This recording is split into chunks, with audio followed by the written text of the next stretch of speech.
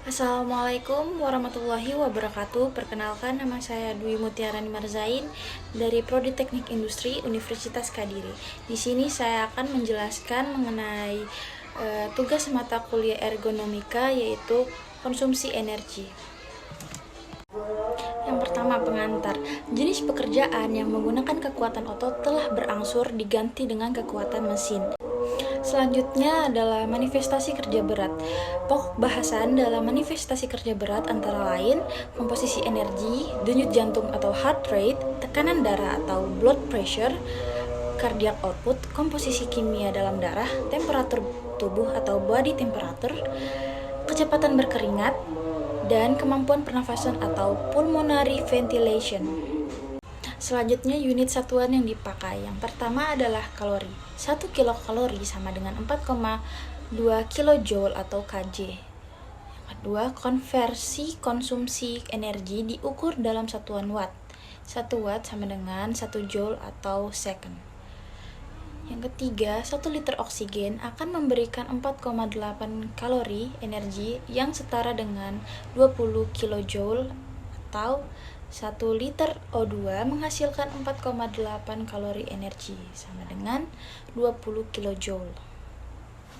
Selanjutnya adalah proses metabolisme, yaitu berupa kumpulan-kumpulan dari proses kimia atau energi kimia yang mengubah bahan makanan menjadi dua bentuk, yaitu panas dan kerja mekanis dalam tubuh manusia. Selanjutnya adalah definisi dari konsumsi energi.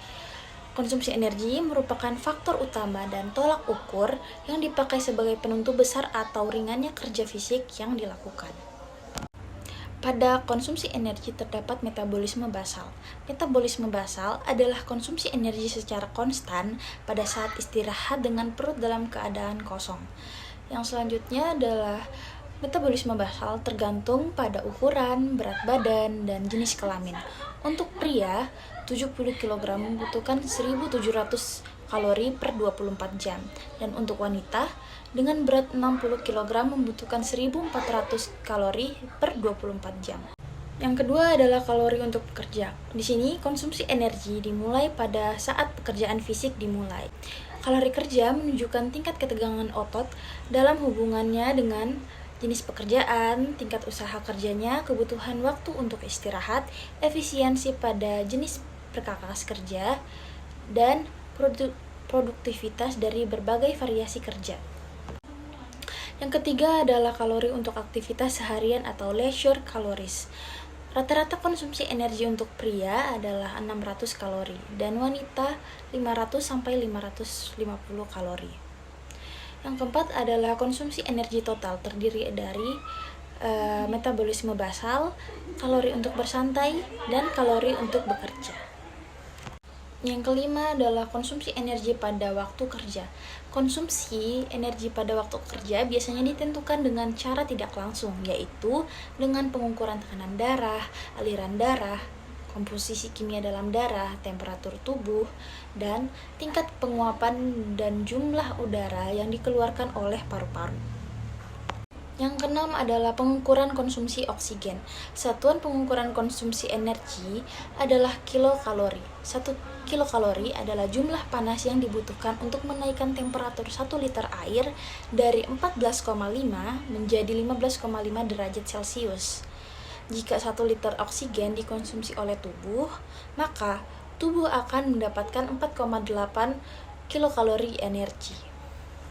Yang ketujuh adalah kapasitas kerja. Semakin meningkatnya beban kerja, maka konsumsi oksigen akan meningkat secara proporsional sampai didapat kondisi maksimumnya.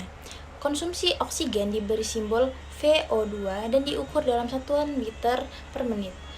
Dalam perancangan kerja diharapkan berada di bawah VO2 max dari rata-rata populasi. Yang kedelapan adalah konsumsi energi berdasarkan kapasitas oksigen terukur. Konsumsi energi dapat diukur secara tidak langsung dengan mengukur konsumsi oksigen. Jika 1 liter oksigen dikonsumsi oleh tubuh, maka tubuh akan mendapatkan 4,8 kilokalori energi. R sama dengan T dalam kurung B kurang S per B kurang 0,3, di mana R adalah istirahat yang dibutuhkan dalam menit atau recovery, T adalah total waktu kerja dalam menit, B adalah kapasitas oksigen pada saat kerja, liter per menit, S yaitu kapasitas oksigen pada saat diam, liter per menit. Pengukuran denyut jantung. Meningkatnya denyut jantung adalah dikarenakan oleh temperatur sekeliling yang tinggi, tingginya pembebanan otot statis, semakin sedikit otot yang terlibat dalam suatu kondisi kerja. Cara pengukuran denyut jantung dapat dilakukan dengan berbagai cara sebagai berikut. Yang pertama adalah merasakan denyut yang ada pada arteri radial pada pergelangan tangan. Mendengarkan denyut dengan stetoskop. Yang ketiga adalah ECG atau elektrokardiogram, yaitu mengukur signal elektrik yang diukur dari otot jantung pada permukaan kulit dada. Menurut Muller tahun 1962 memberikan definisi sebagai berikut. Denyut jantung pada saat istirahat atau resting pulse adalah rata-rata denyut jantung sebelum pekerjaan dimulai. Denyut jantung selama bekerja atau working pulse adalah rata-rata denyut jantung selama pada saat seseorang bekerja.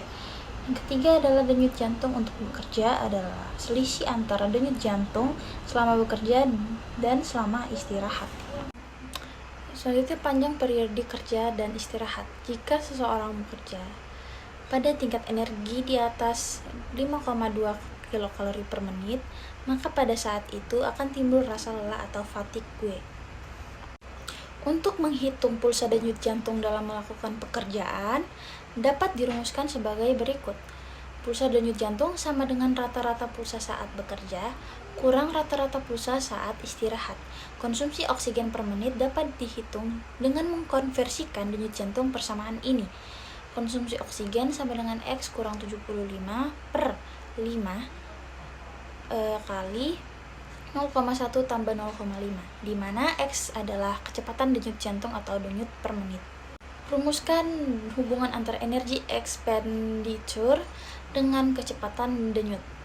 W sama dengan 1,80411 kurang 0,0229038 X tambah 4,71733 X 10 pangkat min 4 X kuadrat, di mana W sama dengan energi atau kalori per menit, X sama dengan kecepatan denyut jantung atau denyut per menit.